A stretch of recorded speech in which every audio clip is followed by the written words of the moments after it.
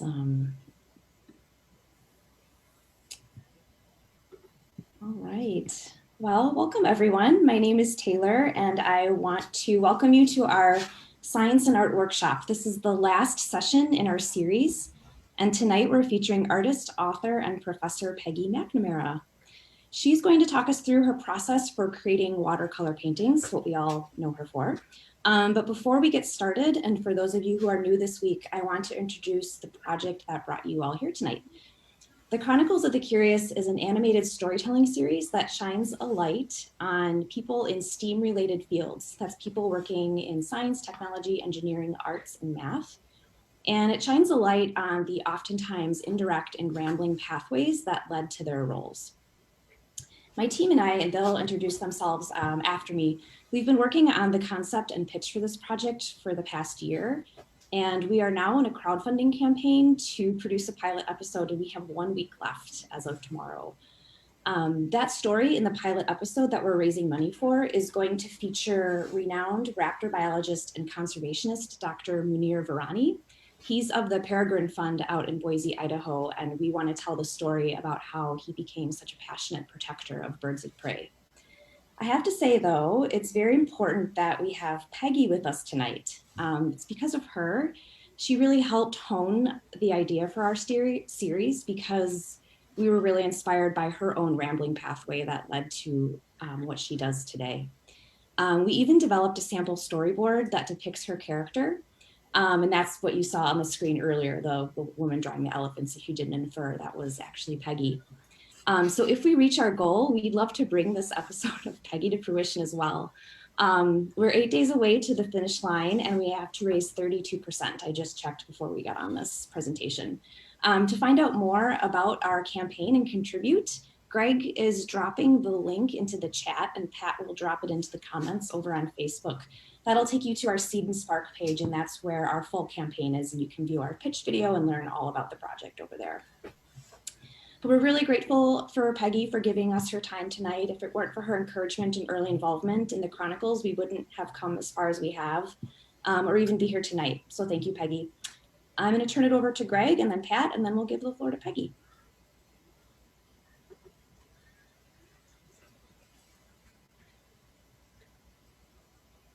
Greg, you're muted.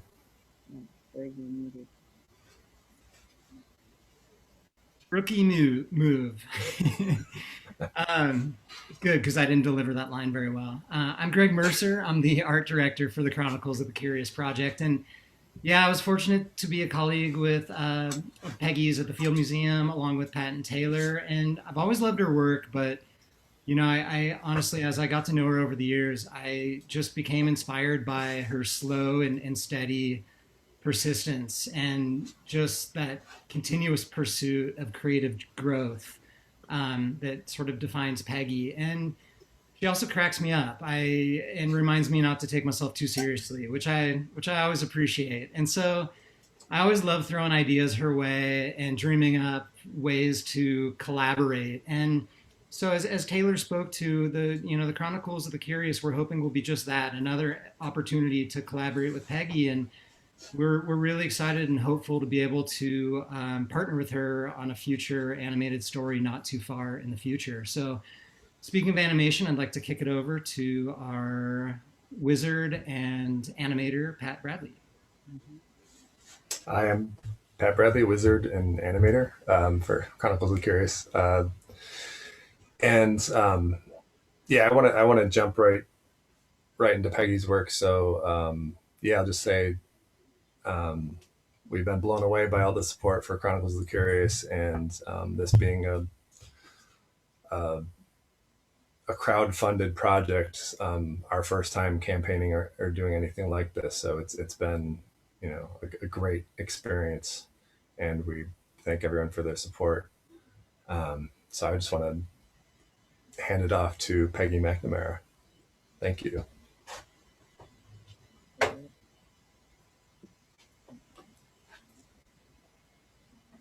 Okay.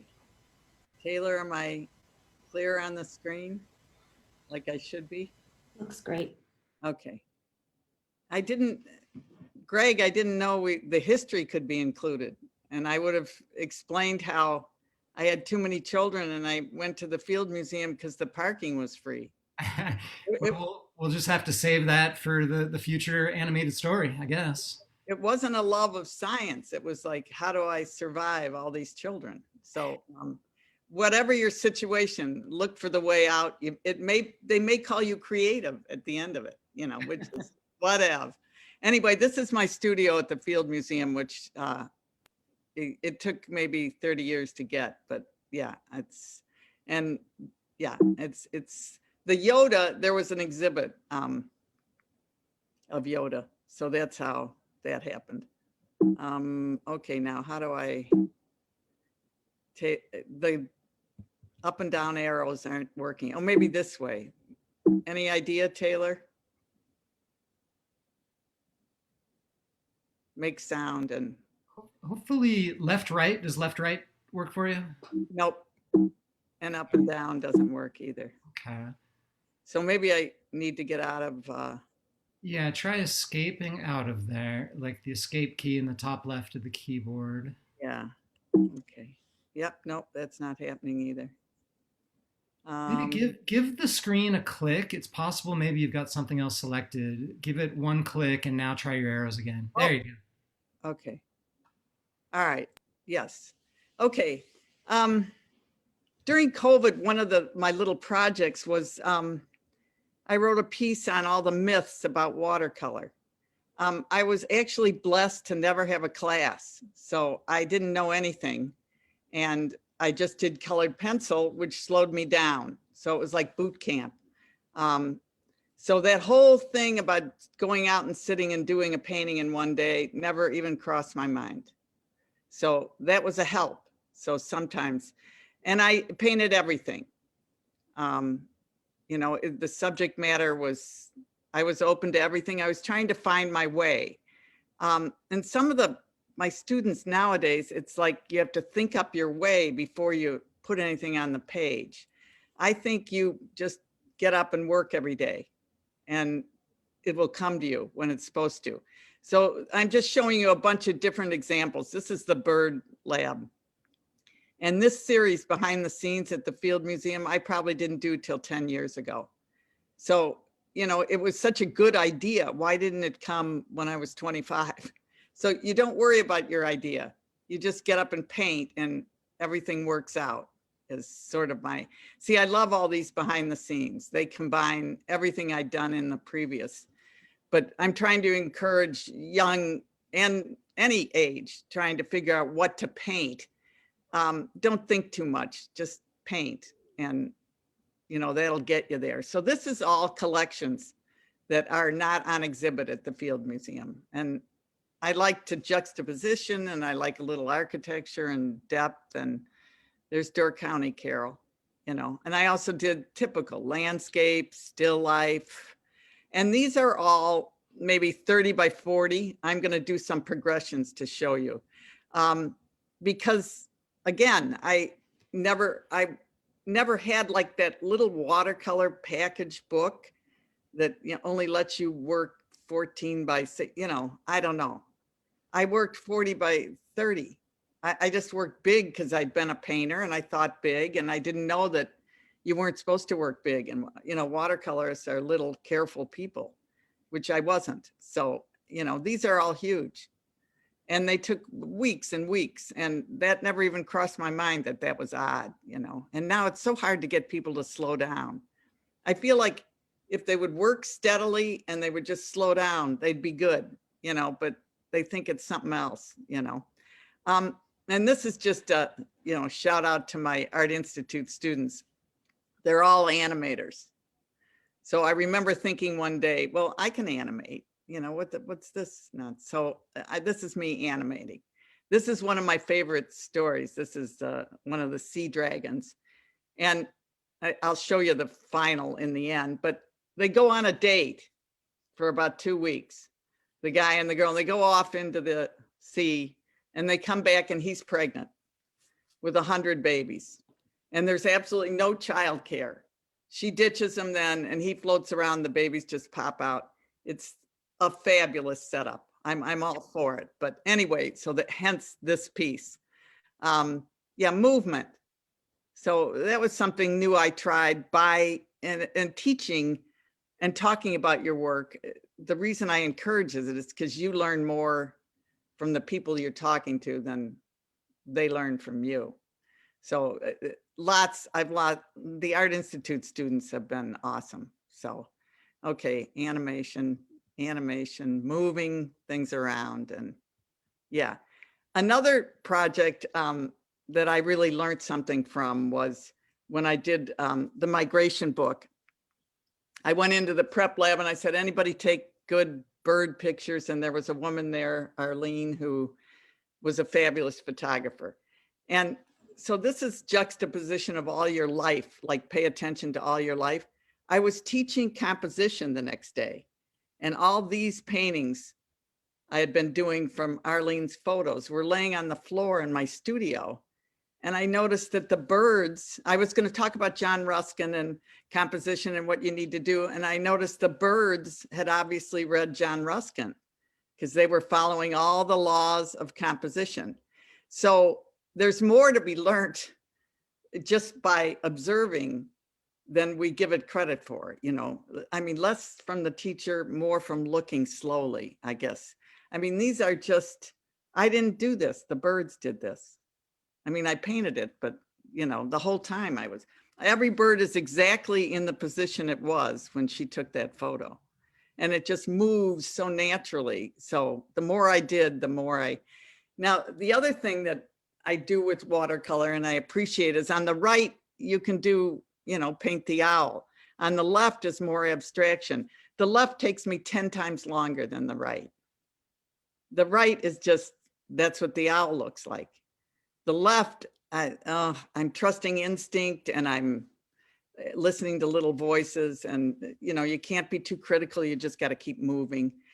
And this is another piece that, you know, I've done a million still lifes, but if I wanted to describe my life at the museum, this would be the piece. It's about 6 feet long. It's everything I've painted there. And I'm so grateful to have subject matter that's unusual, and the people when I'm painting their specimens, it's like you're painting their kid or something. You know, they're so excited they can't believe that. This is something I just did recently during COVID, because at my back door, you'll see down here that robin built a nest. So I went out every morning, and so sometimes I'm outside, sometimes I'm, you know, the museum was closed, but you can see I went a little nuts. I'll explain this color situation when I do my little demo. My color is a result of teaching myself with colored pencil. And oh, I was throwing in more museum picture. Yeah, that's a recent museum one. And this is something I did for conservation for Leslie. Amazing fish that, yeah, there's a scientist sitting in the Amazon holding that fish. It's 6 feet long. So I love any time or chance I get to collaborate with the scientists. But now we'll talk a little bit about process. So this is sort of my idea of how to do a watercolor. So I really do the opposite. So this is how I did the elephant. So I don't start with a brown, dirty paint. I start, you know, like a kid with red and pink and yellow, no cadmiums, but a lot of washes. 30 washes later, here's more. If I'm going for grays or browns, I alternate complements. But mostly what I'm doing when I'm doing this is I'm thinking, how do I get that leg to go back? How do I make the, you know, I'm thinking drawing and modeling. And so I'm not worried about all those big things. I think that makes it easier to, so, you know, day 4, this is 40 by 60. And I was in Stanley Field Hall. And so it's a little uncomfortable, but the bonus of working that big is every area dries by the time I get back to it. So you can only make 2 mistakes, too much wet into wet, which you do when the piece is this big. That's number 1. What's the other mistake? Thinking too much. Yeah. Okay, here we go. It's day 6, day 7. So the end product is probably, I don't know, over 100 layers. And that sounds tedious, but you know what, I mean, what else are we going to do? I mean, I don't know. I like, you know, and usually in the middle, I describe it in this article of, it's a little bit like marriage, because about day 3, you're like, oh God, I quit. You know, this sucks. I've got to get out of here. But if you can just hang in there, sometimes it turns out. So that's my philosophy. But look at the browns I get, and that's all layering complements. So it's a pretty simple concept. And that's when I did the insect book, you know, it was just like showing off how to layer complements. And this is, I'll run through the snowy owl because he has little brown pattern. So instead of putting brown down, I put green or red. And then I cover the green with red and cover the red with green. And then I go into violet and I do a few other things. But the only other thing I concentrate on is I want this to come forward and that to go back. And that's all from, I spent years drawing sculpture and drapery, and I learned to make things 3-dimensional. And that's the thing I drill most in my class, because when you're thinking about how to make this appear 3-dimensional, you're not thinking about art. You know, you're being practical. There's just something that keeps your mind clear. You know, it's like love your neighbor, period. You don't have to go to church. You just keep it really simple. Okay, so here goes the owl. This is maybe 5 days in. You know, and I found drawing mistakes and I corrected them, but basically this is softer because it goes back, and yeah. So, oh, maybe that's the final. Yeah. I usually quit too soon, but there. Okay, the other issue is if it's not brown and green, what do you do? Then I broaden on the color wheel. If it's blue, like this was, I use all the, you know, I use cerulean and ultramarine and cobalt. I just broaden my use of that color. Okay. And so it makes it less flat, as you can see as I go along. So this would be a simple piece that anybody could do.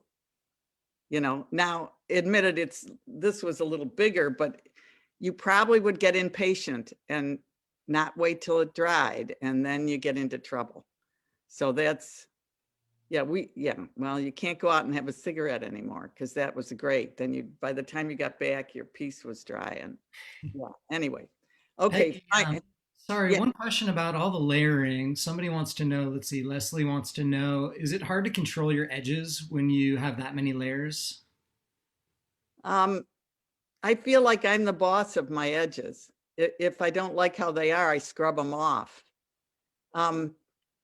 Yes, sometimes I get into, I've solved that with the pouring, and you'll see as I go. But if there's something I don't like about an edge, I would just take a brush and scrub it off and wait till it dried and do it over. You know? So this is probably, I use 300-pound paper. Okay, and that's what gives me the ability to do all this stuff. Okay, so I didn't like the bird. So I scrubbed him out with Mr. Clean. And I know you think, oh God, you know, but on my 300-pound paper, I'm just like an oil painter or an acrylic painter. I can do whatever I want. And what I love about that is you can get into trouble and get out, and you don't have to be right the first day, you know, because making art is getting into trouble the whole time. I mean, what you're trying to do is impossible. So you're going to, you know, so here I scrubbed them. Now I added plants instead. Now I didn't like the background thing, so I got rid of that.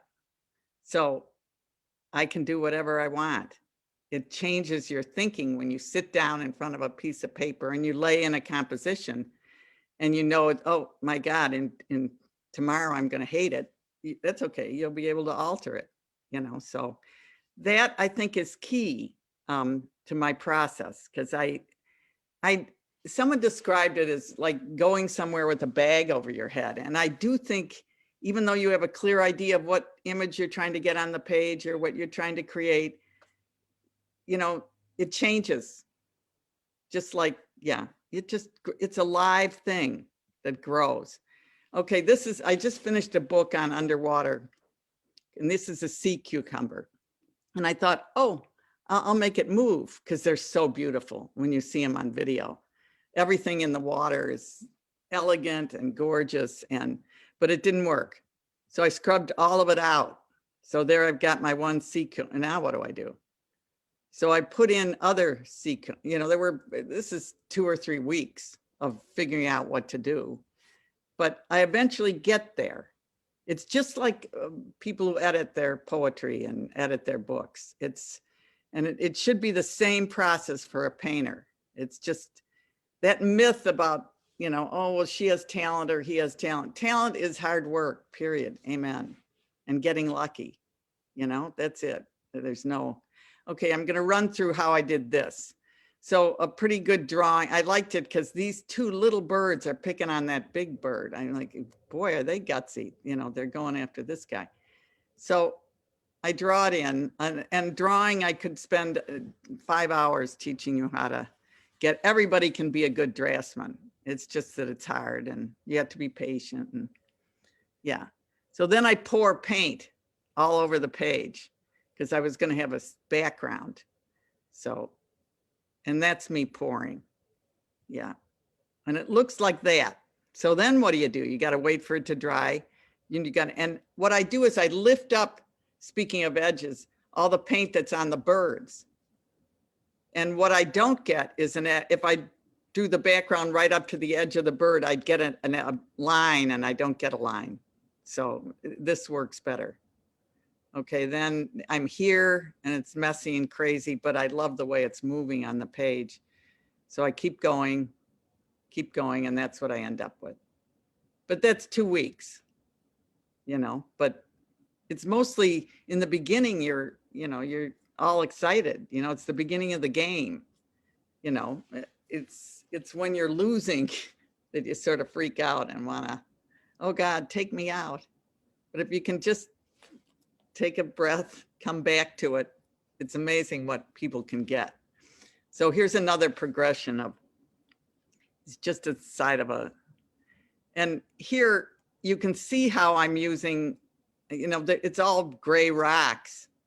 So I could have just done a gray pencil, but I put blue, and then over the blue, I put the orange, complements back and forth. If you're thinking, God, she doesn't have very many ideas, you're right.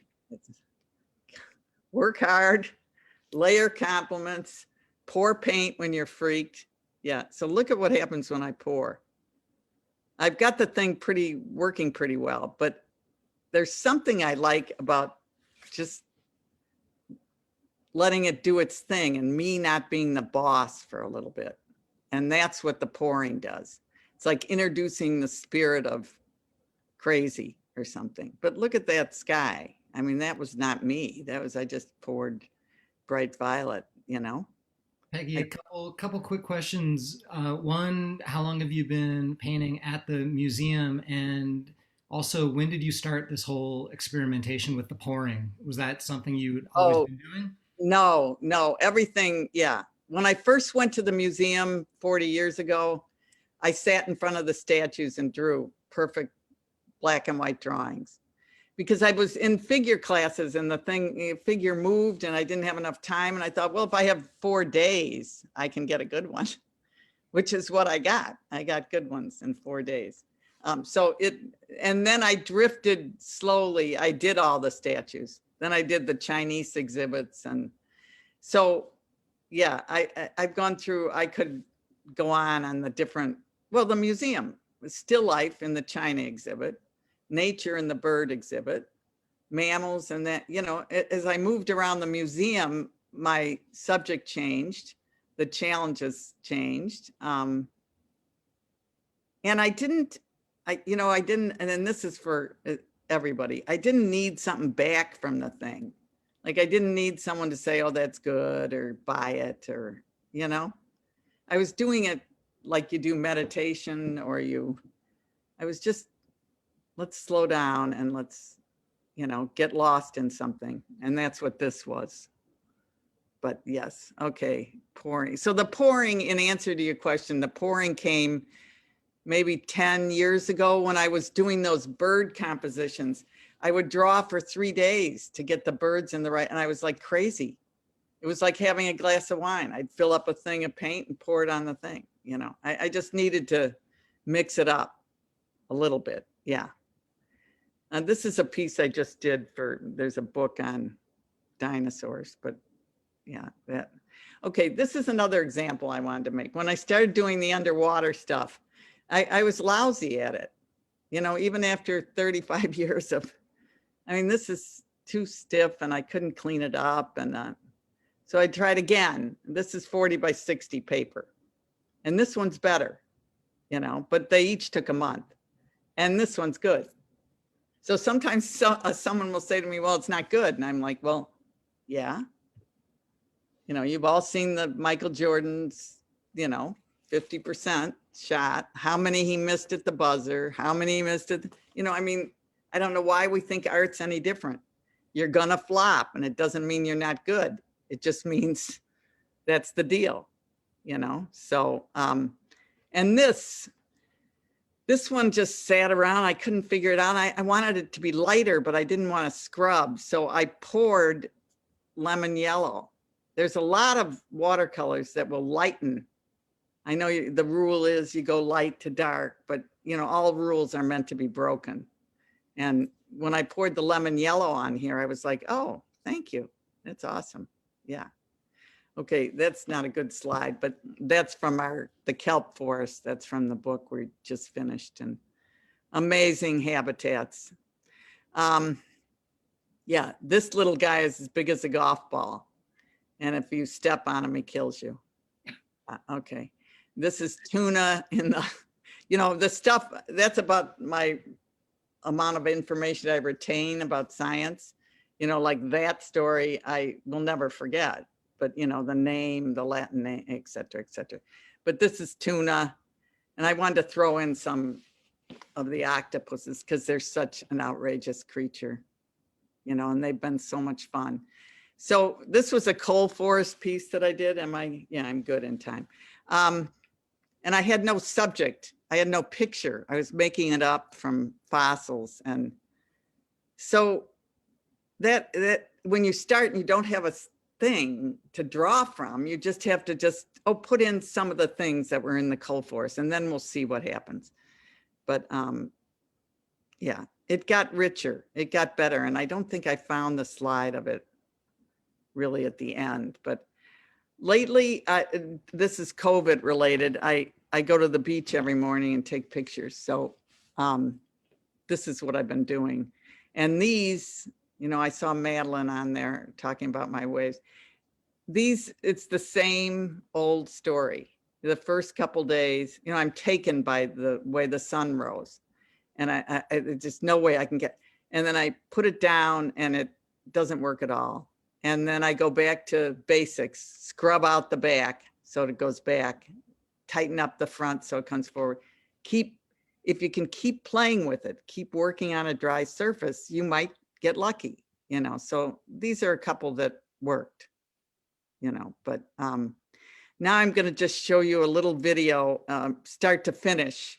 It's only about 5 minutes, and you can see, yeah, I've got the drawing on there, but this is about 6 days. So it might stick with you on, oh, we want to turn the voice down. Yeah.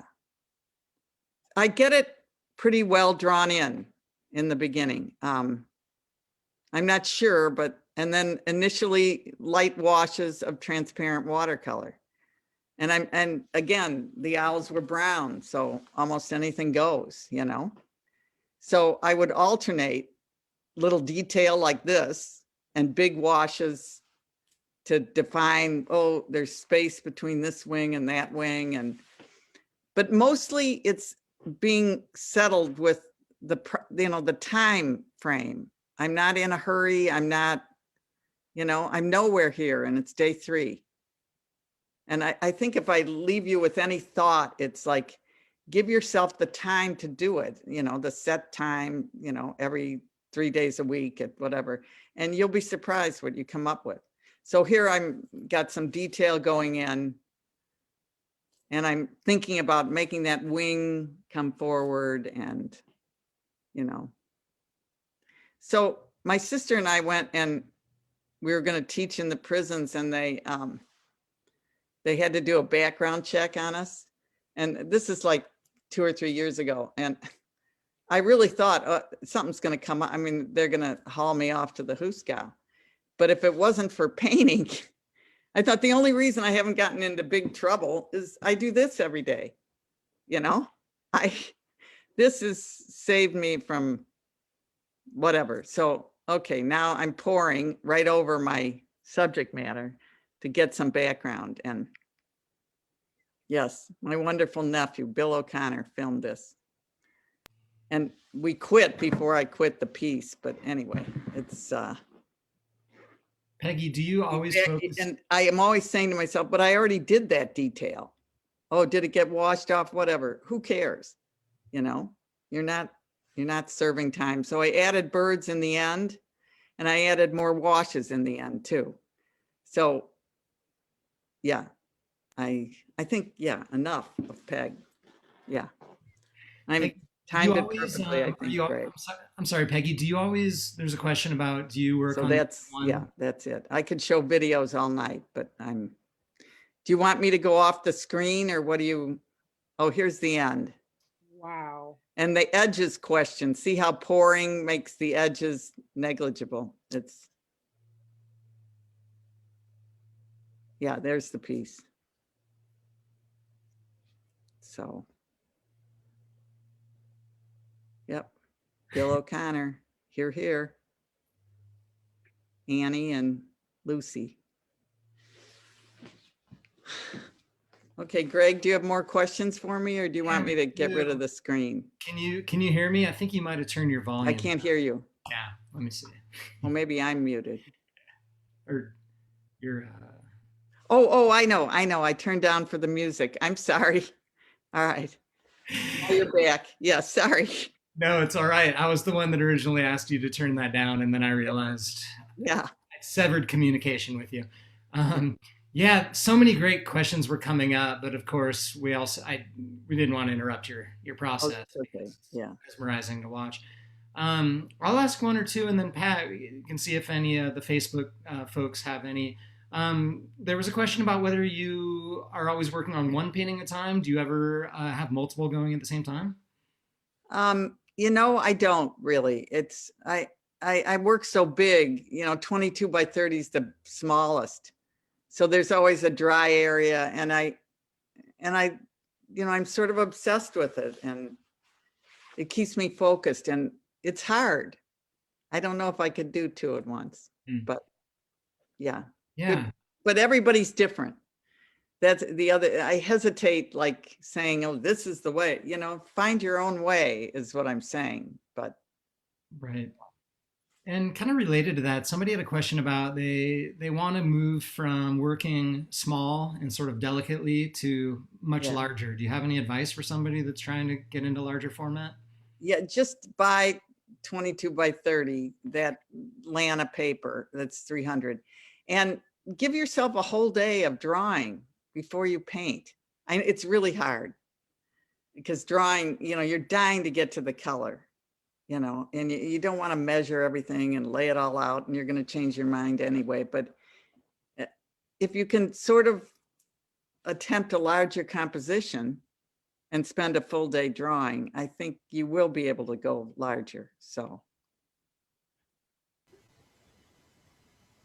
I can throw a few questions at you, but I just want to say, I think one of the most remarkable things is just how fearless you are in terms of, I think a lot of people in the audience would see your work, in the process and say, oh, that's almost finished. And then you go and pour all over it, which that would scare the heck out of me if I were doing that. And it just seems like you're willing to try so many things. And I think that's what makes your work, just so unique. Pat, not having a deadline is what, what I mean? I never had a show where they said, oh, in 6 months, you're going to have a show. I already had all the work. So I never felt this pressure. And I think a lot of people feel pressure. Like I got to get something good right now. Cause it's, but do you don't seem like you're so attached to your work the way that a lot of people become, where, oh, I'm afraid to screw it up. Or, you talk about not making, avoiding making mud, which was the thing that, of course, I complained about with acrylics, is like, I'm always making mud. And you've obviously have a solution and control over that, but it seems like Yeah, I'm not, I guess I'm not worried about, did I tell you I was a great athlete? Not kidding. no. I'm kidding. But, that sure teaches you humility, right? Sure. You play, you practice, blah, blah, blah, blah, and then you're, so I don't know why. I felt so lucky to be making something. And, of course I got more fearless because I have so much work. Come to my garage and take something. Yeah. Yes. Here's a couple questions.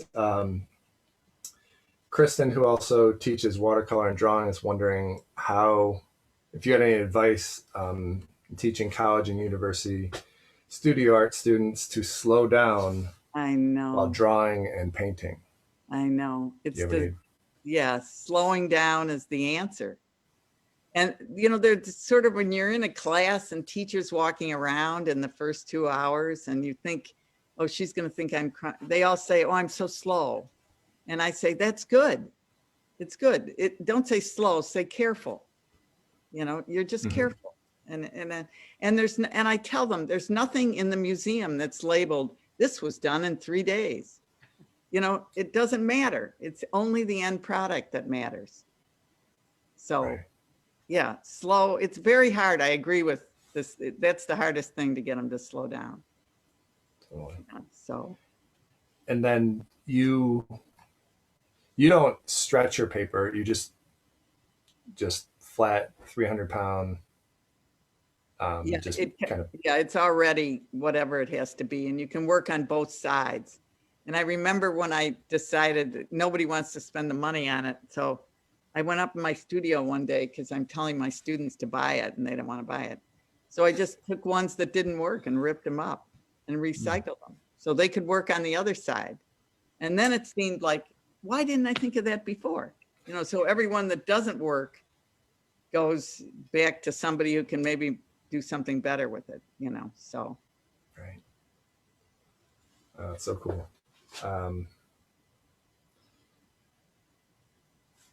I think like the typical like tools of the trade. What brand of watercolors do you use? Pan or tube? Yeah, that's I wish I put my, those little kits make you do little, you know what I mean? To me, it's like playing tennis with a golf ball, or they limit you so much. When you have the little thing, when you have a tube of Winsor Newton and a big palette with 2-inch squares, and you make all your color just like you do in acrylic, and then you think like you don't have to stop and mix it. It's all laid out just like an oil painter, and then you just go back and forth. It just frees you up so much.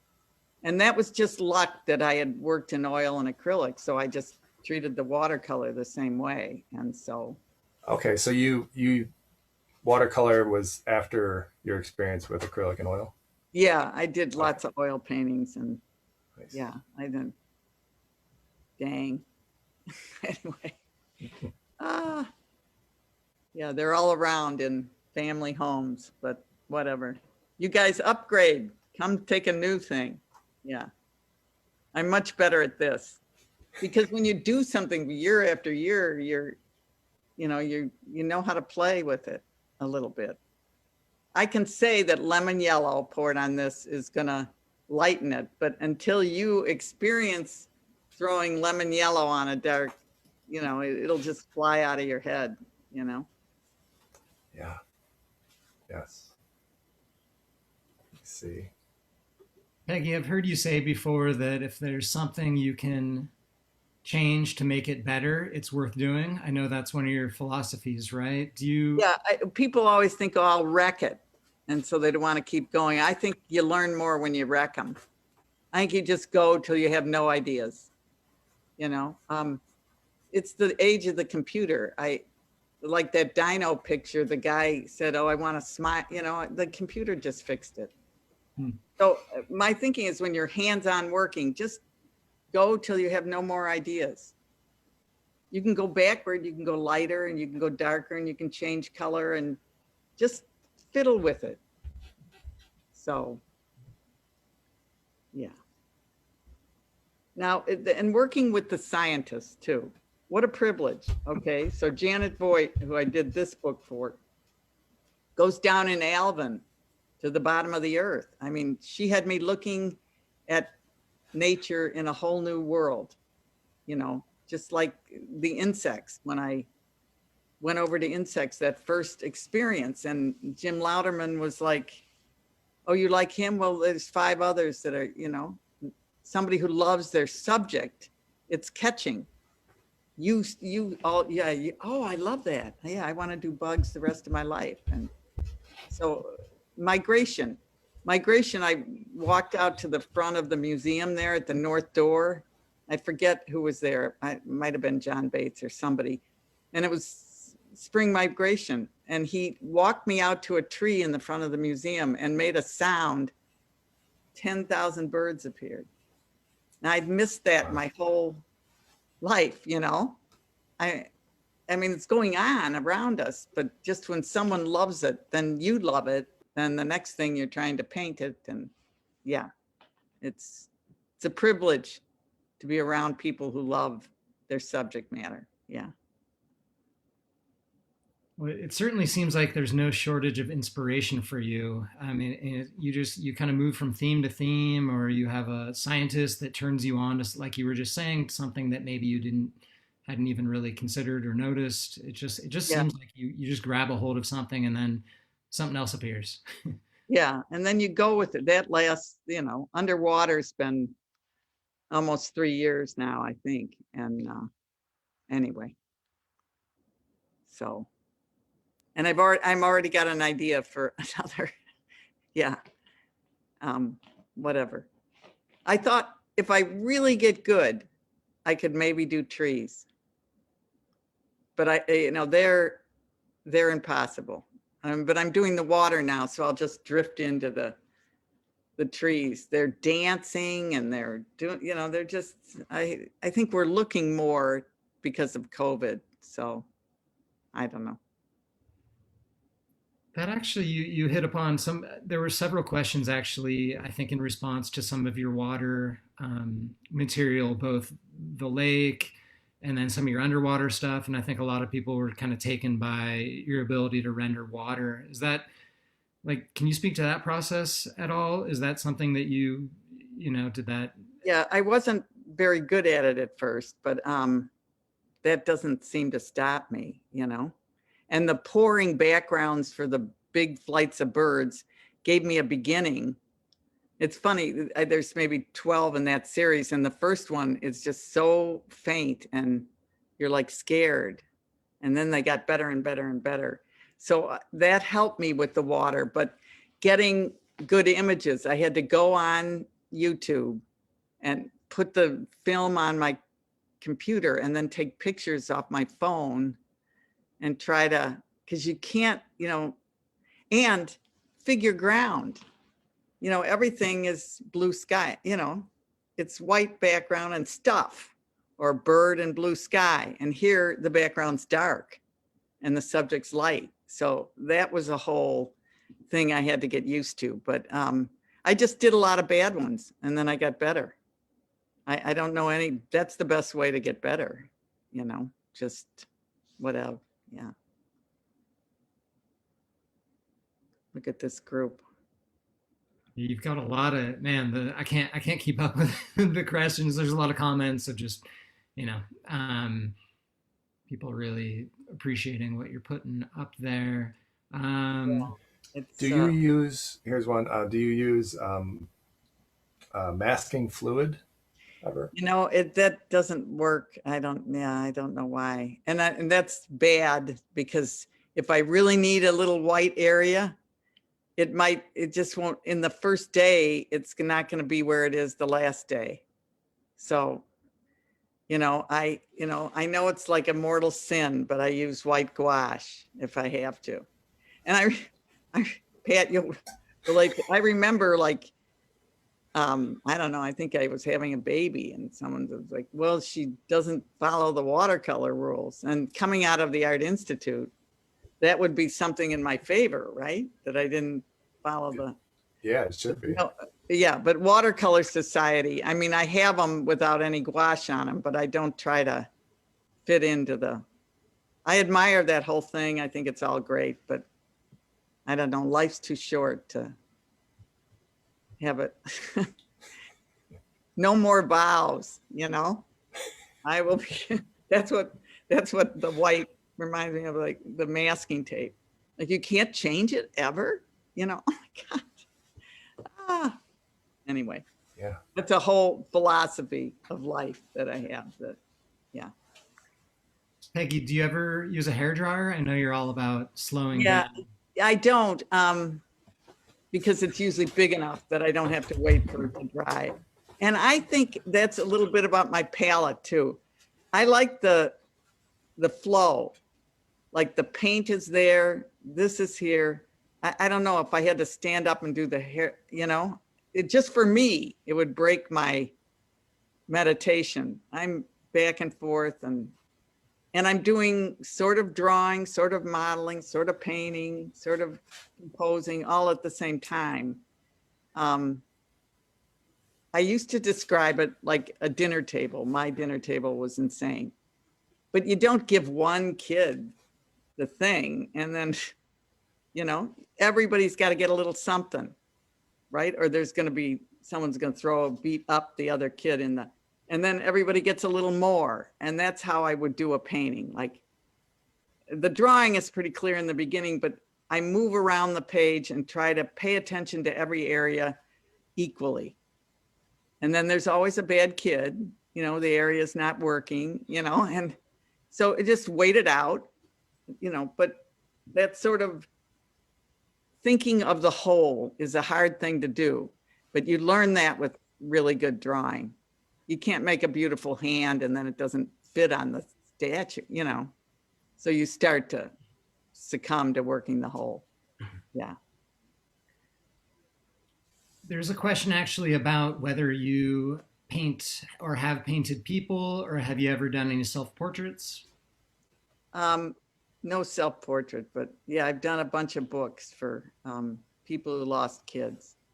And I've done I love doing that, and portraiture is less is more. I mean, isn't it Sargent who said, oh, it works except for the mouth, or, I mean, have you found that, Pat? You do a lot of portraiture. It's hard to get the spirit of the thing. So I do less is more.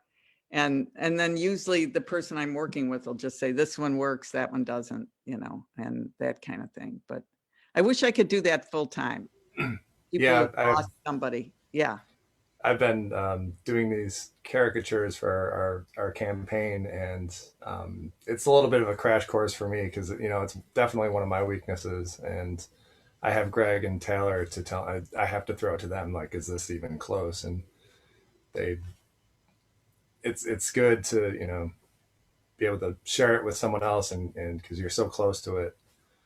But yeah, it's tough. Less is definitely more. Yeah, and somebody's understanding of a person is so much richer than the little feature shapes. It's, there's a spirit to it that, so you just do the best you can and whatever. Yeah. But I love that. I do love doing a portrait of, but anyway. There's a question, you spoke to it a little bit, but there was somebody who had a comment that your use of complementary colors is amazing and results in just beautiful tones. Could you talk about the philosophy behind that, behind using the complementary colors? Yeah, I do a little light bulb demo in class. Like, wait, it's not going to work here, but if you go outside and there's something white and you hold your hand out and see what color the shadow is. In the morning, the shadow, you always think they're all gray, but they're not. They all have color. Because if the light is real orange in the morning, then the shadow is going to be blue. So this is just a fact of what we see. So I take that tiny little color theory and it's a whole lifetime. So you're painting a green bird. You want it to be really green. You put red next to it. And the complements bring out each other. Or you want it to fade, then you put blue next to it. So it's blue light makes orange shadow. So orange next to it, but so blue will pop more when it's got orange, and they will gray each other if they're on top of each other. So there's only the 6, the color wheel's pretty simple. And so you just, Elizabeth Ockwell showed me that, where, she held something up to the light, and the shadow, when the light changed color, the shadow changed color. And now, when it snows, I go out in the morning and it's like, oh my God, it isn't just, well, you see it on the snow a lot, but that's all that it came from. Not that I didn't try to read all those color theory books and, but it's pretty simple. But getting people to do that brown, 500 layers, that's a whole nother, you got to succeed at it. And then you become sort of addicted and you're like, oh, so what? So it takes 5 days. Well, who cares? So I don't know. Yeah. See, sometimes and this is true in art, totally. Your shortcoming is what gives you your strength. Okay, my shortcoming you'd leave me with a color theory book and I'd probably die. I really would. I'd have to have the TV on in the back. I just couldn't do it. But play with it, I could do, and persist, I could do. So, somebody might be good with color theory. They'll develop another strength, not like mine or different from mine. So consider your shortcomings. People are, well, which way, what direction, what path? Well, I considered my shortcomings. So I don't work in oil because I want to be portable.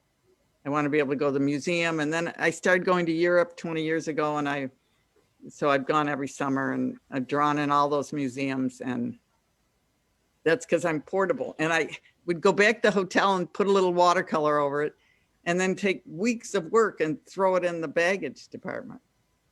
The fun was already had in being there, but anyway. And I'm learning from the masters. I'm sitting in front of my sister and I in the, St. Peter's, and I'm drawing the Pietà. And the guard comes over and says, you have to leave and you only can take a picture. I'm like, well, it's going to take me 3 hours to draw the Pietà.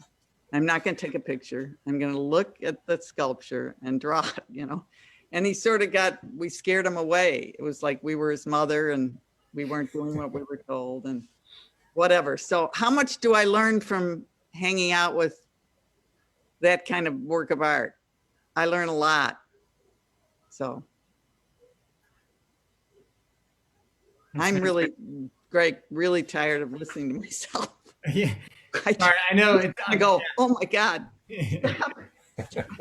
No, it's fantastic. I can say that people are not tired of listening to you. Well, no, hear your own voice, but no, this is fantastic, and I think we're about at time, so I think this is probably a convenient time to wrap it up. But well, thank you so much for being with us. My pleasure. Yeah, I'll pass it over. I grew up at a dinner table with 9 kids, so it's really nice to get listened to a little bit. It was not that I didn't listen, I did. Like they're all balking right now, but anyway. Yeah, thank you. Well, thank you so much, Peggy. And thank you to everyone here. If you want to head over to check out our campaign to see what kind of stories we want to make, including one of Peggy, hopefully in the future, check that out. We'll drop the link in the chat again for easy access. Thank you for being here. Thank you for taking your time, and see you later. Okay, awesome. Bye, everybody.